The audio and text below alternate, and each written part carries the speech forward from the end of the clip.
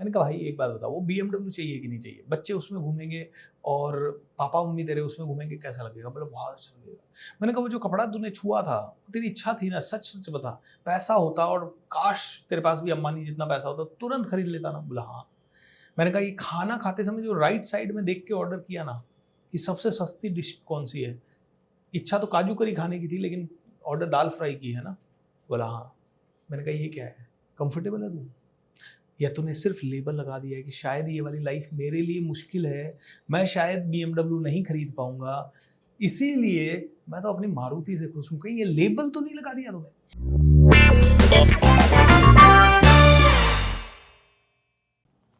दोस्तों आज का एपिसोड हमारे लिए बहुत ही ज़्यादा खास है बिकॉज आज हमारे साथ एक ऐसी पर्सनालिटी जुड़ी है जो ट्रेनिंग और कोचिंग इंडस्ट्री में इंडिया के जो भी टॉप ट्रेनर्स आते हैं उनमें उनका नाम हमेशा रहता है।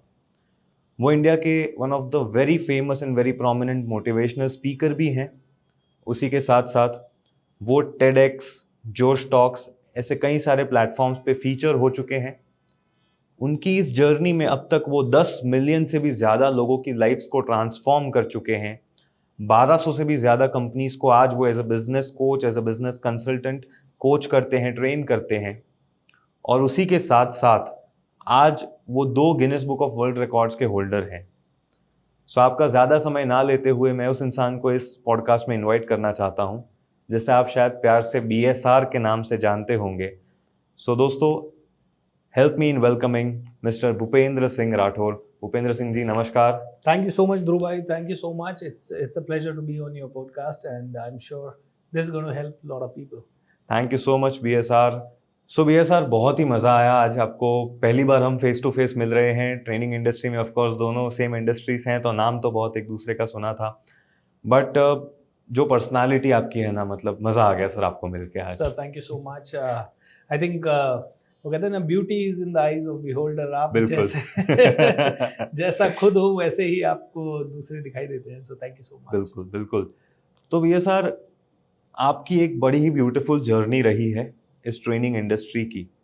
सो ऑफ कोर्स हमारे सारे व्यूअर्स जानना चाहेंगे कि आपकी इस जर्नी की शुरुआत कहाँ से हुई थी, कब आपने डिसाइड किया कि मुझे ट्रेनिंग इंडस्ट्री में वेंचर करना है, और उस दिन से लेके आज दिन तक आपका ये जो पूरा एम्पायर आपने खड़ा किया है वो क्या आपकी जर्नी रही sir?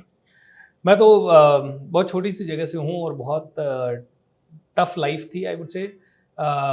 Tough in the sense, वैसे टफ नहीं कि हमें कोई पहाड़ तोड़ना पड़ा हो या पत्थर तोड़ने पड़े हो, लेकिन मिडिल क्लास फैमिली और लोअर मिडिल क्लास फैमिली से होने के कारण पैसों की प्रॉब्लम हमेशा रहती है। कैसे आप आगे बढ़ पाओगे, क्या कर पाओगे, ये हमेशा एक चैलेंज रहता है। गवर्नमेंट स्कूल से पढ़ाई हुई तो कुछ गाइडेंस नहीं थी, पता था बस यही है कि आपने कॉमर्स ले लिया है, आप थोड़ा पढ़ाई करो और आप शायद CA बन जाओगे या एक अच्छे अकाउंटेंट बन जाओगे, यही लगता था।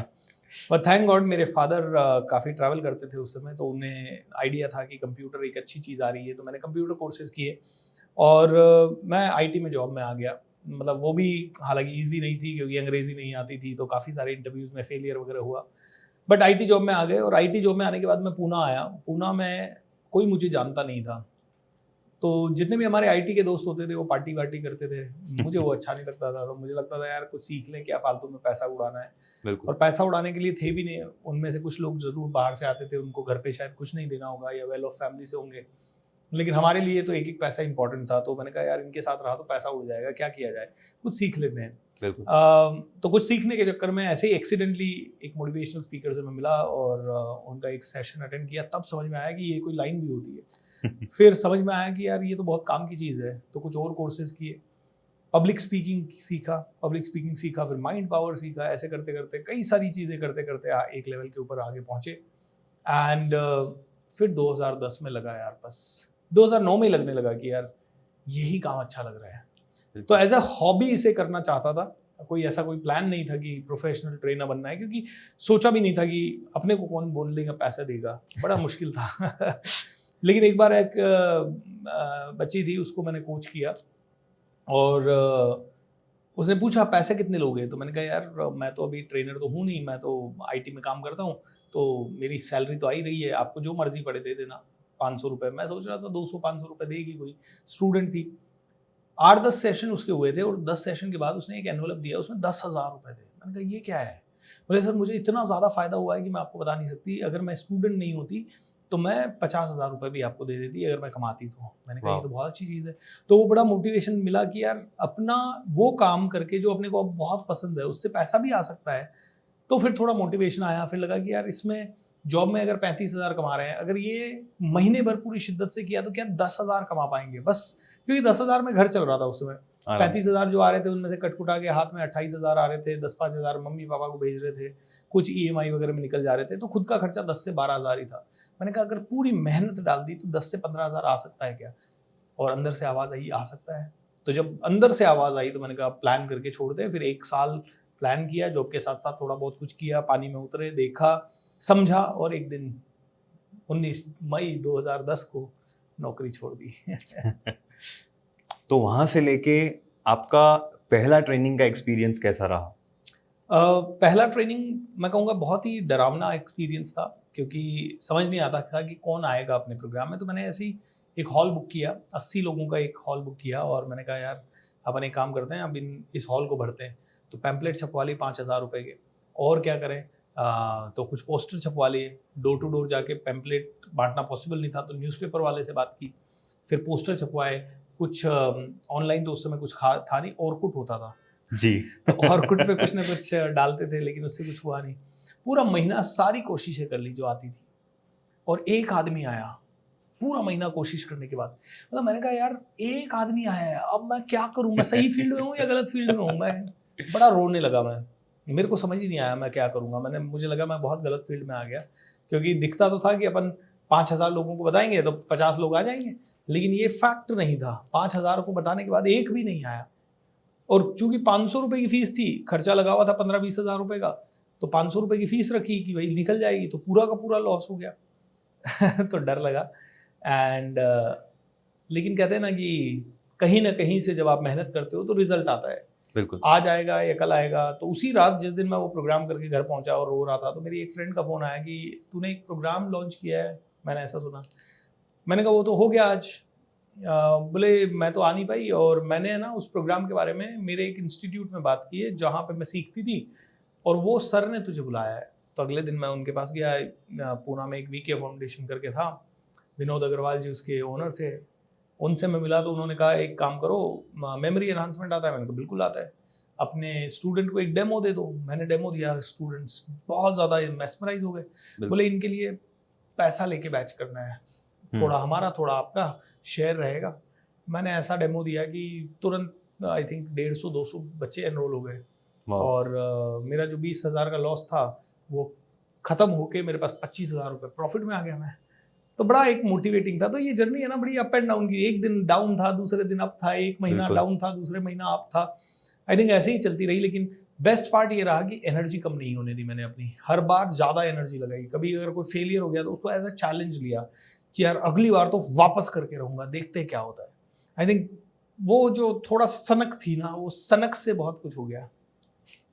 वो बड़ा ब्यूटीफुल वर्ड आपने यूज किया, वो जो सनक है वही कहीं ना कहीं आज हमें हेल्प करती है। इनफैक्ट आपका वो जो एनर्जी है, आपकी वो जो जोश है, वो जो एंथुजियाज्म है, वो जो जज्बा है, वो आपके हर वीडियो में दिखता है sir. Thank you so much sir, thank you. मैं जब भी आपका कोई नया वीडियो आता है, मैं जब भी वो वीडियोस देखता हूँ, तो वो एनर्जी, वो जो कहते हैं ना दिल से बातें निकलती है, वो आपकी आंखों में दिखता है, आपके चेहरे पे दिखता है, आपकी बातों से समझ में आता है। Thank you. और मैं वो सर सारे जब वीडियोस देख रहा था ना, तब मैंने देखा कि आप एक बड़ा ही सुंदर सा पॉइंट वहाँ पे ड्राइव करने की कोशिश करते हैं, जिससे हर इंसान का भला हो सकता है।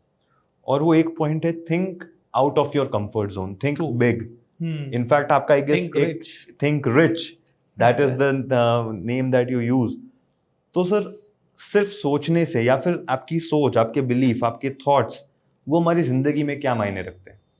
आई थिंक इसके ऊपर तो पूरे यूनिवर्स को हर रोज बहुत रिसर्च करनी चाहिए, बहुत ज़्यादा पढ़ना चाहिए, क्योंकि ये कहते हैं कि दिस यूनिवर्स, ये पूरा ब्रह्मांड जो है ना, ये विचारों का ही तो ब्रह्मांड है।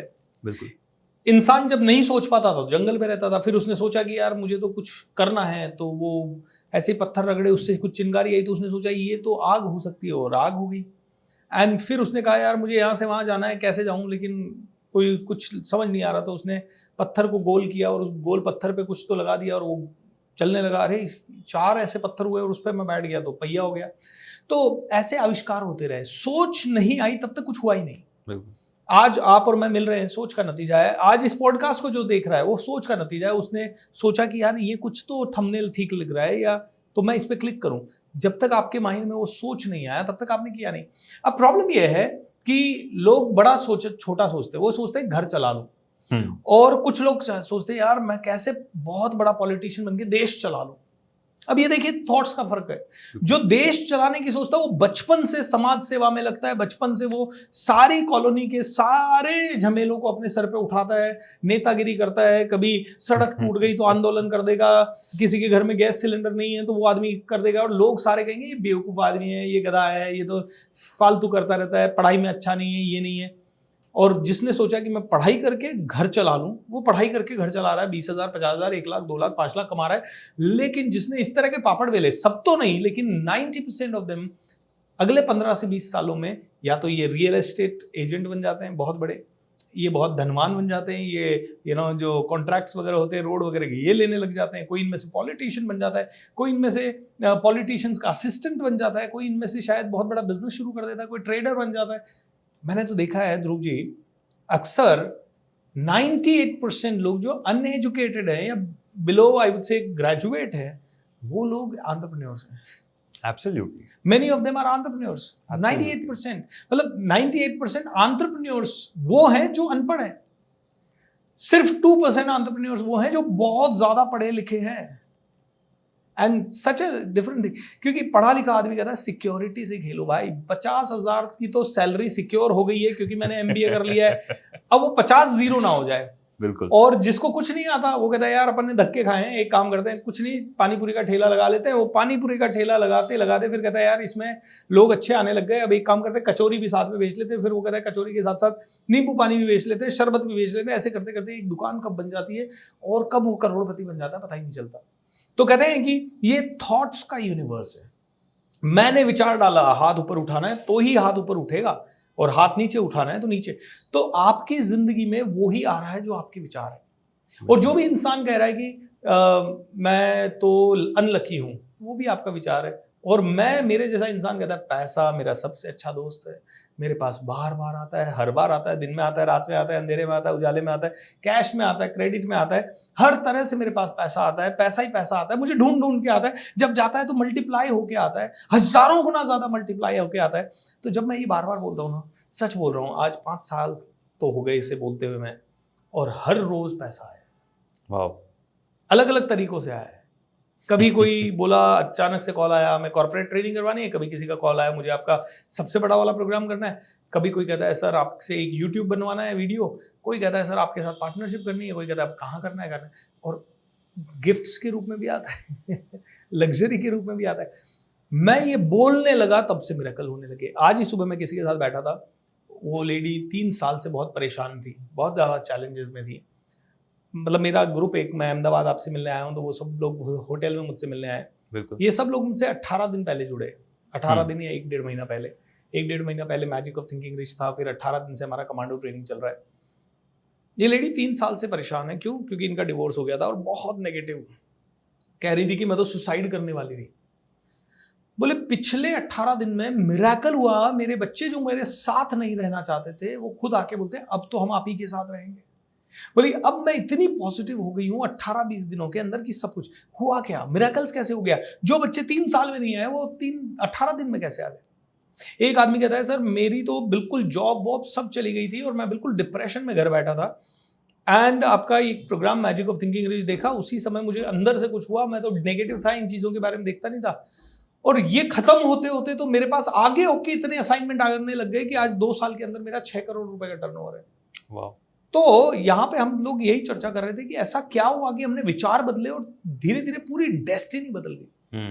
क्योंकि विचार बनाए जिंदगी। मैं सोच रहा हूँ करोड़ कमाना है तो मैं करोड़ की तरफ एफर्ट लगाऊंगा, और कोई कहता है मुझे तो मेडिटेशन करना है तो वो मेडिटेशन की तरफ एफर्ट लगाएगा। हर एक इंसान अपने विचारों से चल रहा है और ये ब्रह्मांड भी विचारों से चल रहा है। बिल्कुल। इसीलिए विचारों को बहुत सोच समझ के हमें इस्तेमाल करना चाहिए। और इनफैक्ट आपने एक बड़ी सुंदर चीज कही कि जरूरी नहीं है कि आपकी जो डिग्रियां हैं उसी से आपकी सक्सेस डिफाइन होती है। True. आपने एक बड़ा सुंदर फैक्ट कहा कि 98% एंटरप्रेन्योर्स जो आज इस दुनिया में हैं वो उतना पढ़े नहीं हैं। सर 100% एग्री करता हूँ सर, सोच ही ज़िंदगी बनाते हैं, हमारे विचार ही हमारी ज़िंदगी बनाते हैं। पर होता क्या है ना सर, आपने भी कई सारे लोगों के केस में ये देखा होगा, मैंने भी देखा है, सभी लोग कहीं ना कहीं ये देखते ही हैं कि हम सेल्फ लिमिटिंग थॉट्स में चले जाते हैं जी, हम खुद को लिमिट करने लगते हैं। ट्रू। पर प्रॉब्लम क्या होता है ना सर, एक मछली पानी में है तो उसको रियलाइज नहीं होता कि मैं पानी में हूँ, उसके लिए वही दुनिया है। जो इंसान खुद को लिमिट कर रहा है ना, उसे रियलाइज नहीं होता कि मैं खुद को लिमिट कर रहा हूँ। करेक्ट। सो कैसे कोई भी इंसान ये चेक कर पाए, उसके क्या इंडिकेटर्स होते हैं, या कैसे मुझे पता चलेगा कि मैं अब कंफर्ट जोन में सेट हो गया हूँ, कि मैं अब कॉम्प्लेसेंट हो गया हूँ, मुझे जो है उसमें मैं खुश हूँ, अभी मैं ग्रो करने के पीछे एफर्ट नहीं डाल रहा हूँ। अगर एक इंसान के रिजल्ट पिछले 1 साल से, 6 महीने से, या 2 साल से, या 3 साल से सेम है, यानी वो कंफर्ट जोन में आ गया है। अगर एक इंसान की लाइफ प्रेडिक्टेबल बन गई है कि मैं ध्रुव को देख के अगर ये कहना शुरू कर दूं कि 8 बजे तो ध्रुव टीवी देखेगा, 9 बजे ध्रुव बुक पढ़ेगा और 10 बजे ध्रुव सो जाएगा और सुबह 6 बजे उठेगा, चाय का कप लेगा एंड अखबार पढ़ेगा। अगर आपकी लाइफ इतनी प्रेडिक्टेबल हो गई तो मतलब आप बहुत ही ज़्यादा कंफर्ट जोन में हो। तो यानी कि अगर आपकी ज़िंदगी में नयापन खत्म हो गया, एक्साइटमेंट खत्म हो गया, जोश खत्म हो गया, मतलब आप कंफर्ट जोन में हो, मतलब आप जी नहीं रहे हो, आप बिता रहे हो, आप काट रहे हो। अब कोई लोग इस पे ना एक लेबल चिपका देते हैं, मैं खुश हूँ इसमें। तो एक ऐसे ही खुश व्यक्ति को मैं, जिसने कहा मैं खुश हूँ, है ना, मुझे क्यों करना है आप जैसा, आप इतना भागते हो, इतना करते हो। मैंने कहा अच्छा खुश है, गुड, चलो। एक दिन ऐसे ही घूमने के लिए बाहर गए, मेरा दोस्त ही था, तो एक BMW 7 सीरीज कार आई। मैंने कहा देख क्या कार है। अच्छा ये बहुत पुरानी बात है, आज से 7-8 साल पुरानी बात है। तो बोला हाँ यार बहुत बढ़िया कार है, मज़ा आ गया। मैंने कहा यार खरीद, काश अपने पास होती है, इसे मज़ा आ जाता भाई, मज़ा आ जाता ये कार होती तो। मैंने कहा ठीक है अब छोड़, अपने पास तो है नहीं, चलो घूमते हैं। मॉल में चले गए। मॉल में गए तो उसने कपड़े के हाथ लगाया, कपड़े के हाथ लगाया तो उसने पहले कपड़े को देखा और कपड़े को देख देख के क्या देखा होगा उसने, प्राइस टैग। Price tag. और जैसे ही प्राइस टैग देखा उसने उस कपड़े की से दूरी बना ली। फिर उसके बाद रात को हम खाना खाने बैठे। खाना खाने जब हम बैठे, मैंने कहा आज ऑर्डर तू देगा, आज खाना तू खिलाएगा। उसने मेन्यू कार्ड लिया, तो मेन्यू कार्ड में इधर देखने की जगह इधर देख रहा था। ये सारी चीजें हुई। फिर रात को हम चर्चा पे बैठे। मैंने कहा भाई एक बात बताओ, वो BMW चाहिए कि नहीं चाहिए, बच्चे उसमें घूमेंगे और पापा मम्मी तेरे उसमें घूमेंगे, कैसा लगेगा? बोले बहुत अच्छा लगेगा। मैंने कहा वो जो कपड़ा तूने छुआ था, वो तेरी इच्छा थी ना, सच सच बता, पैसा होता और काश तेरे पास भी अंबानी जितना पैसा होता तुरंत खरीद लेता ना? बोला हाँ। मैंने कहा ये खाना खाते समय जो राइट साइड में देख के ऑर्डर किया ना कि सबसे सस्ती डिश कौन सी है, इच्छा तो काजू करी खाने की थी लेकिन ऑर्डर दाल फ्राई की है ना? बोला हाँ। मैंने कहा ये क्या है, कंफर्टेबल है तू, या तूने सिर्फ लेबल लगा दिया है कि शायद ये वाली लाइफ मेरे लिए मुश्किल है, मैं शायद BMW नहीं खरीद पाऊंगा, इसीलिए मैं तो अपनी मारुति से खुश हूँ। कहीं ये लेबल तो नहीं लगा दिया तूने? 90% लोग अपने ऊपर लेबल लगा देते हैं और वो कहते हैं मैं खुश हूँ इस लेबल में। नहीं, आप खुश नहीं हो। आप अपने आप से पूछिए, हो ही नहीं सकता एक इंसान खुश जो जितना मिला है उसमें। The reason is very simple, क्योंकि इंसान का नेचर है ग्रोथ। और आप कहते हो जैसा चल रहा है उसी में खुश हूं, हो ही नहीं सकता। या तो आप स्पिरिचुअली ग्रो करोगे, या मटेरियलिस्टिकली ग्रो करोगे, या नॉलेज वाइज ग्रो करोगे। तो अगर आप उस वाली लाइफ में पढ़ रहे हो, या मेडिटेशन कर रहे हो, या भगवान की भक्ति कर रहे हो, या फिर, लेकिन इंसान वही खुश रहेगा जो प्रोग्रेस करेगा, क्योंकि progress equals to happiness. Okay, कई लोग कहते हैं नहीं नहीं, happiness is a state of mind. वो बुद्धा के लिए है, वो महावीर स्वामी जी के लिए, वो ओशो जी के लिए होगी, वो शायद भगत सिंह जी जैसे लोग समझ पाए होंगे उसको, या महात्मा गांधी जैसे लोग समझ पाए होंगे, या अब्दुल कलाम जैसे लोग समझ पाएंगे। लेकिन जो इंसान अपनी जिंदगी का बेसिक नहीं समझ पा रहा, वो कहता है स्टेट ऑफ हैप्पीनेस, क्योंकि कहीं पे पढ़ लिया।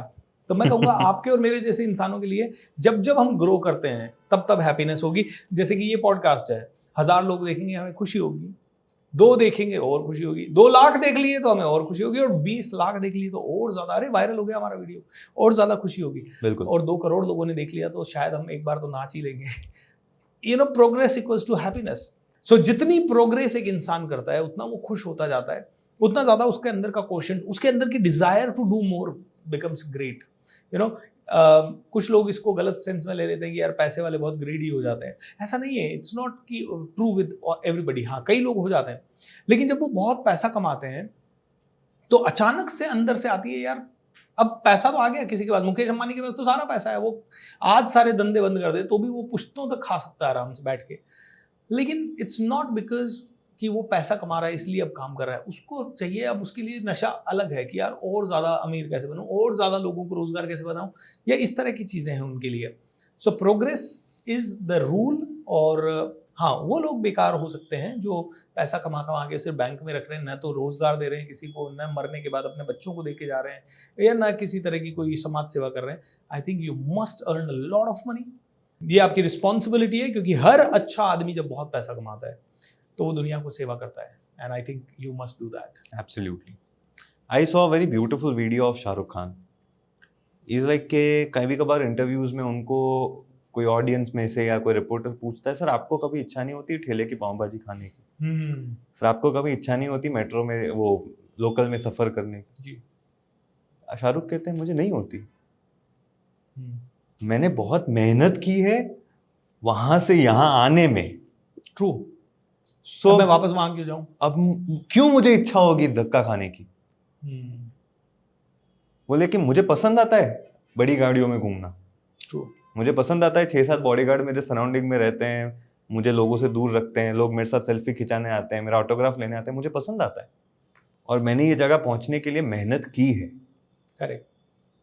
सो मैं क्यों वो चीज़ पे जाना चाहूँगा जहाँ से मैं आया हूँ? सो कहीं ना कहीं ये आप जो कह रहे हैं उसके साथ बहुत ही अच्छे से रिलेट हो सकता है कि सेल्फ लिमिटिंग थॉट्स एक कंफर्ट जोन है। But now time for the $1 million question sir.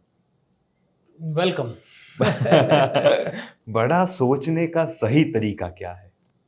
बड़ा सोचने का कोई तरीका नहीं होता। मैं तो एक ही चीज़ कहता हूँ कि भाई मेरा फील्ड है ट्रेनिंग का, और उसमें सबसे बड़ा आदमी कौन है? मुझे लगता है एंथनी रॉबिन्स सबसे बड़े में से एक है। बस सिंपल है, सबसे बड़ा जो है ना उसी को देखना है, बाकी किसी को नहीं देखना है। ओके।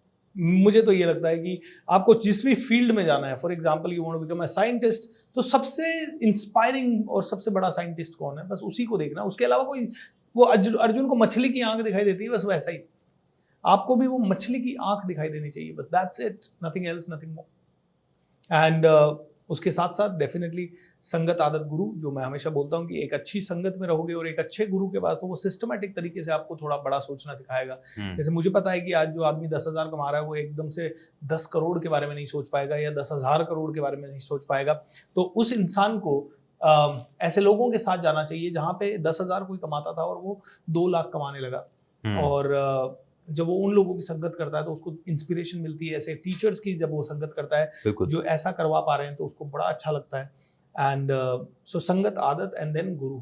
ऑलराइट, सो गुरु बहुत ज़्यादा इंपॉर्टेंट होती है लाइफ में।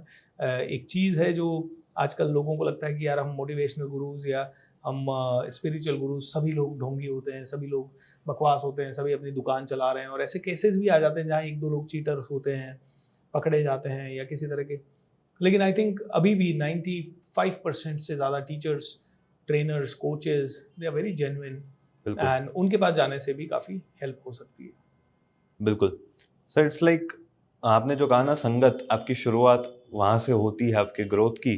तो एक बड़ी सुंदर कहानी है, आपने ज़रूर कहीं ना कहीं ट्रेनिंग में सुनी होगी, यूज़ भी की होगी, कि वो कुएं के मेंढक होते हैं 3 एक कुएं में। तो तीनों मेंढक डिसाइड करते हैं कुएं में नहीं रहने, बाहर की दुनिया देखते हैं। तो तीनों दीवार चढ़ना शुरू करते हैं। 2 मेंढक गिर जाते हैं, तीसरा चढ़ता रहता है, चढ़ता रहता है, चढ़ता रहता है, और वो अल्टीमेटली कुएं से बाहर आ जाता है। तो बाहर निकल के वो पीछे देखता है तो पीछे कोई नहीं होता। सो बाहर एक दूसरा मेंढक देख रहा होता है ये सभी चीज़ों को, तो पूछता है कि बाकी तो गिर गए, तू कैसे चढ़ पाया? बोले वो सब गिर गए, वो कब के चिल्ला रहे हैं कि तू ऊपर नहीं जा सकता, ऊपर नहीं जा सकता, रुक जा, गिर जाएगा, मर जाएगा। तब उस मेंढक को पता चलता है कि वो जो चढ़ गया ना, वो मेंढक बहरा था। सो उसने अनजाने में उस बुरी संगत से अपना डिस्टेंस एक बना लिया, जिसकी वजह से वो एक ऐसी चीज अचीव कर पाया जो उसके साथ रहने वाले लोग ना कर पाए। करेक्ट। और यही चीज सर, इवन आप भी एक अच्छा अपना ऑफिस आपका है, आपकी टीम में भी कई सारे लोग काम करते हैं, आपने वहां पे भी एक चीज सर देखी होगी कि कभी कभार क्या होता है, हम एक बहुत ही टैलेंटेड बंदे को रिक्रूट करते हैं, पर इवेंचुअली होता क्या है, वो अपने टैलेंट से कम काम करता है। ट्रू। क्योंकि हमें और जब हम उसकी डीप डाइविंग करते हैं ना, तब रियलाइज होता है कि वो ऑफिस में कुछ ऐसे लोगों के साथ अब कंफर्टेबल हो गया है कि वो उनको देख के उसने एक नजरिया बना दिया है कि यार यहाँ पे इतना काम हो गया तो बहुत हो गया। एब्सोल्युटली। सो जैसे वो कहते हैं ना, जैसा संग वैसा रंग आपका बन जाता है। सो कहीं ना कहीं सर इन सभी चीज़ों को मैं रिलेट कर पा रहा हूँ, और आई एम श्योर हमारे व्यूअर्स भी अपनी ज़िंदगी से रिलेट कर पा रहे हैं। सर एक ब्यूटीफुल सेगमेंट हम हमारे शो में रखते हैं। बेसिकली गुनी गुरु जो प्लेटफॉर्म है, इसमें आज 15 कंट्रीज से लोग हमारे साथ जुड़ते हैं इस प्लेटफॉर्म पे, तो उनके कुछ सवाल रहते हैं जी। सो मेरी टीम उन सवालों को लिखती है, और मैं ऐसे टॉक शोज और पॉडकास्ट में मैं उन सवालों के जवाब मेरे गेस्ट से मांगता हूँ। सो आज आपके लिए मैं 3 सवाल लेके आया हूँ सर। वैसे सबसे पहला सवाल जो लोग पूछते हैं कि मुझे सफल बनना है, तो सफल लोगों की क्या ऐसी आदतें हैं जो उनको सफल बनाती है? सो ऐसी 3 आदतें आपके हिसाब से क्या है सर, जो किसी भी इंसान को सफल बनाने के लिए हेल्प करेगी? मैं कहता हूँ सबसे पहली चीज जो सफल इंसान को सफल बनाती है वो ये देखता है कि वो बहुत बहुत बड़ा अपने आप से एक्सपेक्ट करता है। वो अपने आप को छोटा नहीं देख पाता कि यार मैं स्ट्रगल करता रहूंगा अगले 20 साल तक, अपने बच्चों को बस छोटा मोटा एजुकेशन दिला दूंगा, अपने बच्चों की सिर्फ शादी कर दूंगा। वो ऐसे नहीं देखता। वो ये देखता है यार मैं ऐसे तो नहीं जीना चाहता, मतलब या तो मुझे आर जाना है या पार जाना है। वो अपने आप से बहुत एक्सपेक्ट करता है। वो कहता है यार मैं ऐसा बनूं कि मैं अपने माँ बाप का नाम रोशन कर दूं, गांव का नाम रोशन कर दूं, शहर का नाम रोशन कर दूं, या मैं बहुत बड़ा कुछ अचीव कर लूं, ओलंपिक देख लूं, या नेशनल लेवल पे चला जाऊं, या सेलिब्रिटी बन जाऊं। मतलब वो कुछ तो अपने बारे में बहुत बड़ा सोचेगा। उसकी सेल्फ इमेज ही बहुत बड़ी होती है, उसकी आइडेंटिटी वो नहीं होती जो वो जहाँ रहता है। जहाँ वो रहता है वो उसको लगता है ये तो ठीक है, मैं गलती से यहाँ आ गया, इसके ऊपर मेरा कंट्रोल नहीं था। लेकिन वो अपने आप को बहुत बड़ा देखता है। आपने एक वो पिक्चर देखी होगी जहाँ एक बिल्ली कांच में देख रही है और उसको शेर दिखाई दे रहा है, तो वो सफल लोगों की बात होती है। वो होते भले बिल्ली है लेकिन वो कांच में अपने आप को शेर की तरह देखते हैं। दूसरी चीज, जितने भी सफल आदमी मैंने देखे हैं वो हाईएस्ट लेवल पे डिसीजंस लेते हैं। वो मतलब ज्यादा देर इंडिसाइसिव नहीं रहते कि सोचेंगे, देखेंगे, करेंगे। वो देखते हैं कि यार उनको कुछ सीखना है तो वो पूरा रात भर में इवैल्यूएट कर लेंगे, ज़्यादा ज़्यादा 1 हफ्ते में, और फिर डिसीजन ले लेंगे कि यार करना है। जितना ज़्यादा सफल व्यक्ति होगा उतना क्विक डिसीजन मेकिंग में उसका हो जाएगा। असफल आदमी, अरे सीखना तो है बट अभी तो पैसों का प्रॉब्लम है, एक काम करते हैं थोड़ा पैसों का प्रॉब्लम ठीक हो जाए फिर देखेंगे। लेकिन वो पैसों का प्रॉब्लम ठीक होता ही नहीं है क्योंकि आज वो पैसों का प्रॉब्लम ही तुम्हारा इसलिए क्योंकि तुमने 10 साल पहले नहीं सीखा। और सीखना मतलब नहीं कि स्कूल कॉलेज, सीखना मतलब सेल्फ डेवलपमेंट। तो तीसरी सबसे बड़ी चीज़ जो मुझे लगती है, जितने भी सफल आदमी हैं वो लोग सेल्फ डेवलपमेंट में बहुत काम करते हैं।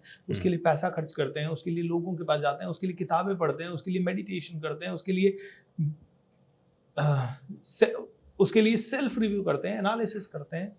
जो कि एक आम आदमी कहता है फ्री बैठा हूँ, क्या करूँ, बोर हो रहा हूँ, टीवी बोर हो रहा हूँ, रील्स बोर हो रहा हूँ। तो सफल आदमी सोचता है, अपने बारे में सोचता है, अपने डेवलपमेंट के बारे में सोचता है, उसमें टाइम एनर्जी लगाता है। असफल आदमी अपनी एनर्जी को वेस्ट करता है। Right. So you need to be asking the maximum out of you. आपको खुद से सबसे ज्यादा अपने आप से बहुत एक्सपेक्टेशन करें, raise your standards. You need to raise your standards. आपको कॉन्स्टेंटली डिसाइसिव रहना है। बिल्कुल, डिसीजंस तो जल्दी लेने हैं क्योंकि जब आप डिसीजन नहीं लेते तब भी आप डिसीजन लेते हो, और जब आप सोच समझ के अच्छा डिसीजन नहीं लेते तब तो आप एवरेज डिसीजन अपने आप लेते हो। मैंने अगर पढ़ने का डिसीजन नहीं लिया तो मैंने ना पढ़ने का डिसीजन लिया, ऐसे पॉडकास्ट देखने का डिसीजन नहीं लिया तो मैंने टीवी देखने का डिसीजन लिया, मैंने सीखने का डिसीजन नहीं लिया तो मैंने ना सीखने का डिसीजन लिया। और आपने शुरुआत में एक बड़ी ब्यूटीफुल लाइन कही थी कि अपने पॉडकास्ट देखने का सोचा, वो भी एक सोच है। वो भी एक सोच है। मैं तो सर एक लेवल उसमें अंदर जाता हूँ। पॉडकास्ट देखने के लिए यूट्यूब जिसने बनाया तो यूट्यूब भी कभी एक सोच थी। करेक्ट। So absolutely.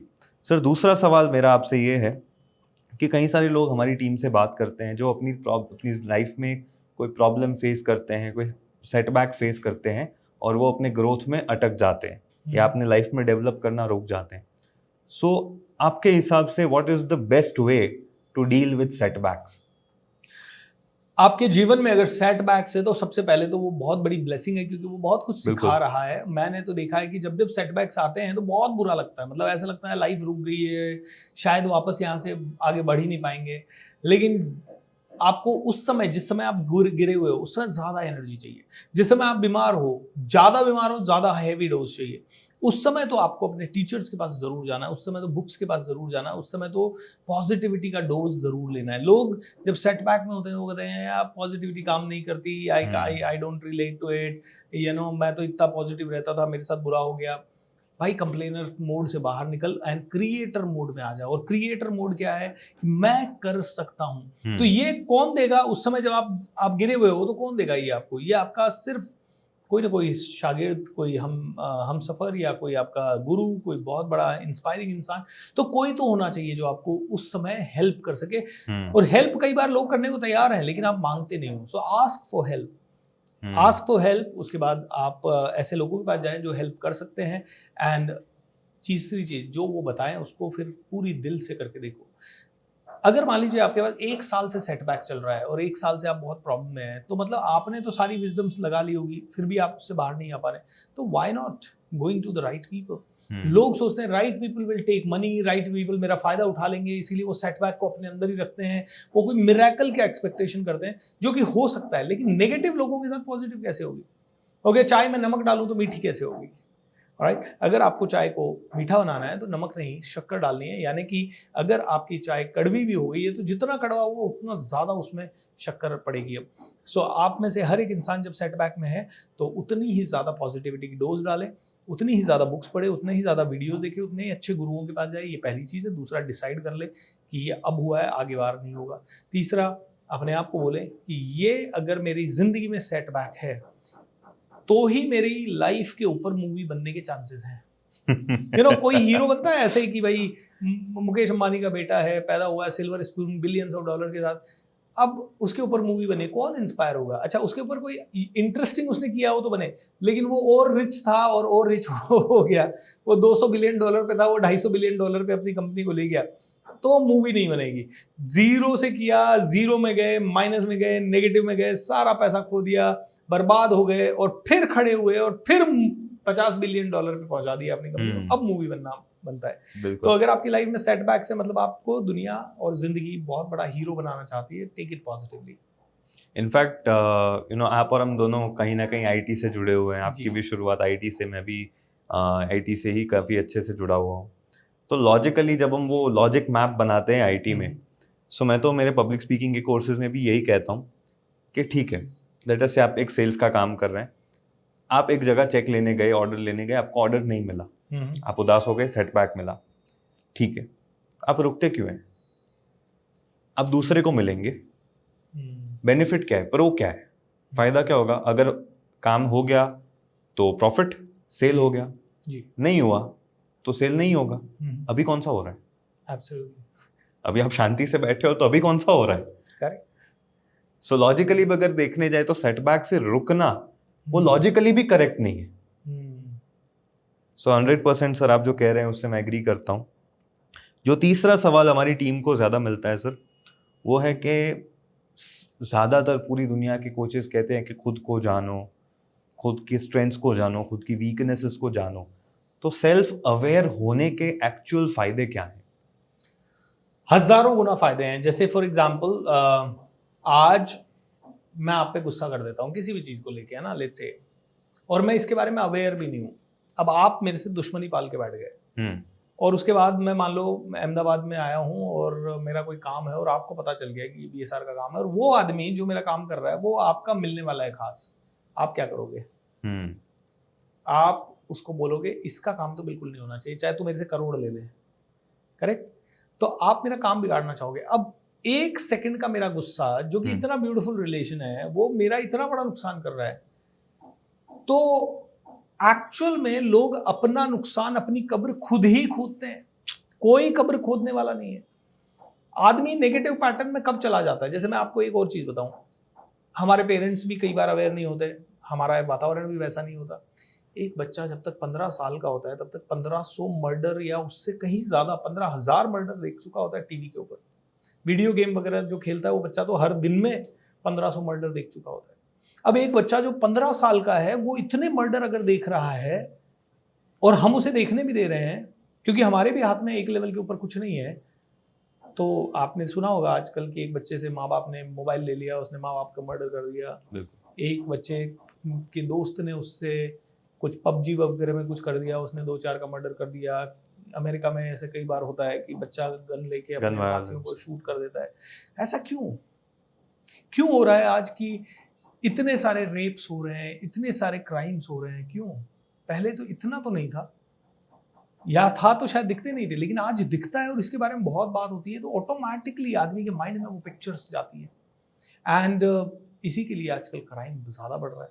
सो देखिए, आप और मैं उसको तो नहीं रोक सकते, शायद पूरी दुनिया इतना बड़ी दुनिया है, आप और मैं अपने आप को रोक सकते हैं। बिल्कुल। तो मैं हमेशा लोगों को कहता हूँ, कैच योर पैटर्न्स। आज अगर आप एक्शन नहीं ले रहे हो, टीवी ज्यादा देख रहे हैं, you must learn to catch this. यार मैं तो 1 घंटा टीवी में बिता दिया, यही 1 घंटा मैं बुक क्यों नहीं पढ़ रहा? अच्छा नहीं, मैं टीवी नहीं छोड़ सकता, तो 10 मिनट देख ले भाई। अच्छा, एक और पैटर्न मैं आपको बताता हूँ।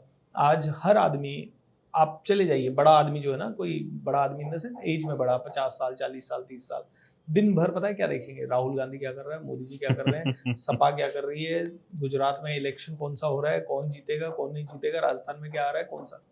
भाई तुम पॉलिटिक्स में जाना चाहते हो? नहीं, बहुत डर्टी गेम है, बिल्कुल नहीं जाना चाहता, तो क्यों पढ़ रहा है?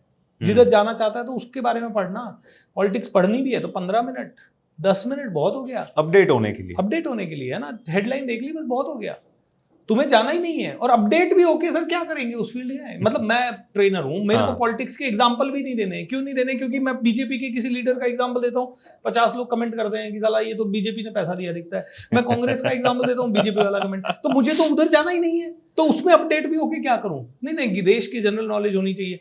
ठीक है भाई, महीने में 1 दिन बहुत है। कोई बहुत ट्रेंडिंग टॉपिक आता है, वो तो इंस्टाग्राम, ट्विटर, व्हाट्सएप पे वैसे मिल ही जाता है, तो वाई तो मैं ये कहता हूँ, जब आप अपने पैटर्न से अवेयर होते हो तो आप अपना समय बचाते हो, आप उस समय अपनी जिंदगी को सही दिशा में डालते हो, and that gives you a lot of insight. बिल्कुल। और सर एक ये तो हमारे टीम के जो सवाल थे वो तो खत्म हो गए। मेरा आज के पॉडकास्ट के लिए आपका एक आखिरी सवाल है मेरे पास। Sir, Maslow's need of hierarchy हम जानते हैं कि किसी भी इंसान की कुछ ज़रूरतें होती है, तो उसमें सबसे टॉप मोस्ट लेवल की जो रिक्वायरमेंट है, जो नीड है किसी इंसान की, वो है सेल्फ ग्रोथ की, सेल्फ एक्चुअलाइजेशन की। करेक्ट। तो self actualization survival, love, respect, उसकी सारी फिजियोलॉजिकल नीड्स सभी के ऊपर आता है जी। यानी खुद को ग्रो करना वो हर इंसान के जहन में वो इच्छा होती है। इट इज जस्ट दैट हम उसे कहीं ना कहीं दबा के रखते हैं। ट्रू। तो आपके हिसाब से आप अपनी डेली लाइफ में रोजमर्रा में क्या करते हैं खुद को ग्रो करने के लिए? मैं आपको बताता हूँ, सबसे पहले तो मैं 4 बजे उठता हूँ। I am an early morning person, क्योंकि मुझे ये रियलाइजेशन हुआ कि पिछले 5-10 हज़ार सालों से हर व्यक्ति, हर पशु पक्षी जल्दी उठता था। आज सिर्फ मनुष्य, सबसे पढ़ा लिखा इंसान ही लेट सोता है और लेट उठता है।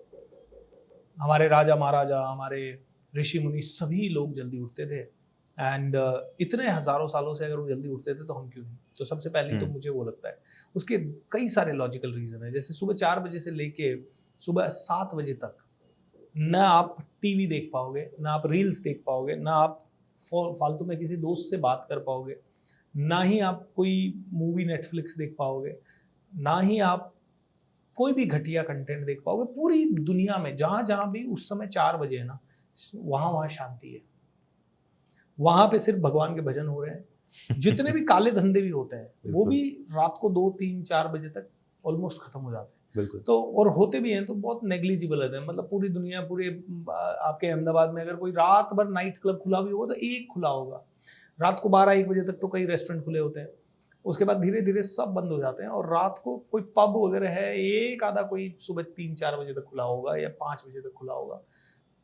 तो वो जो समय है, हाईएस्ट लेवल की पॉजिटिव एनर्जी का समय है। उस समय मेडिटेशन करता हूँ मैं, ग्रैटिट्यूड की प्रैक्टिस करता हूँ, साइलेंस में जाते हैं, अफर्मेशंस बोलते हैं, हमारी कोई पावरफुल इंटेंशन होती है। और ये सारे रिचुअल्स मैं खुद भी करता हूँ, और मेरी बहुत बड़ी कमांडो ट्रेनिंग करके कम्युनिटी है, तो उस कम्युनिटी में मैं शेयर करता हूँ। पिछले 4 सालों से हम लोग ये कर रहे हैं, विजुअलाइजेशन करते हैं, कुछ अच्छी बातें सुनते हैं, कुछ अच्छी बातें करते हैं। I think these are the things which I suggest people, आपकी सेल्फ एक्चुअलाइजेशन के लिए सुबह सुबह अगर आपने 2 घंटे आपकी आत्मा और आपके सबकॉन्शियस माइंड इन दो पे काम कर लिया। हम बॉडी पे बहुत काम करना, लोग कहते हैं अरे हेल्दी खाओ, ये करो, 6 पैक्स बनाओ, बहुत फिट रहो, बिल्कुल सही है।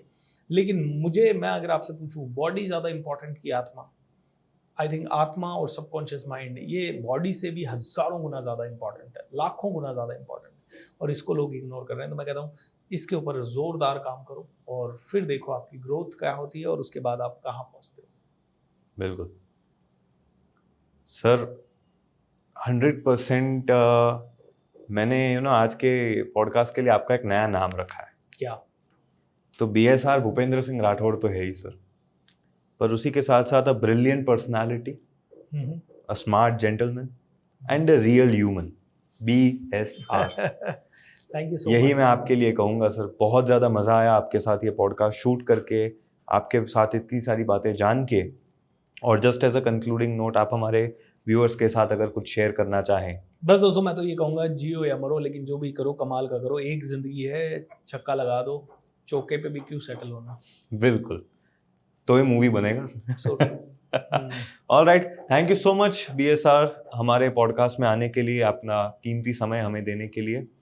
बड़ा ही मज़ा आया sir, and I am sure viewers भी जब इस पॉडकास्ट को देखेंगे, आपके व्यूअर्स, गुणी गुरु की कम्युनिटी, सभी लोगों को इसमें से बहुत सारी चीज़ें जानने मिलेगी और वो भी अपनी लाइफ में रिच थिंक कर पाएंगे।